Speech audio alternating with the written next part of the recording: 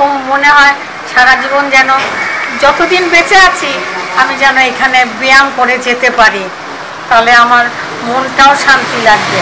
পশ্চিম পটিয়ারি জাগরণী সাংস্কৃতিক সংস্থা আন্তর্জাতিক যোগ দিবসে এখানে দেখা গেল একটু অন্য চিত্র। তাদের ভাবনাও ভিন্ন। উজ্জীবন যোগ অনুশীলন কেন্দ্রের 50 ঊর্ধ্ব নাগরিকরা এখানে নিয়মিত যোগাভ্যাস করতে আসেন। কিভাবে পথ চলা শুরু এই উদ্যোগে, কেনই বা মূল ফোকাস প্রবীণদের উপরে? আমি এখানে অল্প স্বল্প এর মধ্যে কিছুটা ব্যায়াম দেখাই এবং আমি চাই প্রত্যেক দিন সবাই আসুক। ব্যায়ামের মাধ্যমে আমরা প্রত্যেকের মধ্যে যাতে সচেতন হয়, সচেতনতা বৃদ্ধি করতে চাই, যাতে মানে একজন করে আরেকজনকে সে বলতে পারে সে কি উপকার পেয়েছে। এটাই আমি সবার মধ্যে এই প্রচারটা করতে চাই এবং আমরা এই ব্যায়ামটা করে প্রত্যেকেই মোটামুটি সুস্থ আছি। আমি মোটামুটি ব্যায়াম করে ভালোই আছি। আমার পা দুটো খুব জখম, পায়ে ব্যথা, হাঁটতে পারি না, কিন্তু এখানে এসে ব্যায়াম করে ভালো আছে, খুবই ভালো আছে।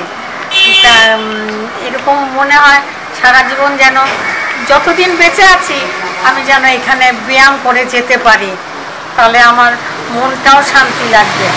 আমরা যে যোগা করি, যোগার উদ্দেশ্য হচ্ছে এটা প্রচার করা। যোগ ব্যায়াম করলে সকালবেলা আমরা যদি প্রত্যেকে যদি সকালবেলা 1 ঘন্টা করে আমরা শরীরের দিকে মানে সময় দিই, আমার মনে হয় আমার সারা দিন আমরা যে সকালবেলা আমরা যে অক্সিজেনটা নিই, সারা দিন আমাদের এনার্জিটা পাওয়া যায় কাজে কর্মের মধ্যে।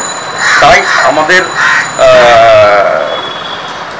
প্রত্যেককে বলা যে আপনারা এখানে না আসতে পারুন, আপনারা ঘরে বসে মিনিমাম আধা ঘন্টা থেকে 1 ঘন্টা যোগ ব্যায়াম করলে অবশ্যই উপকার পাবেন।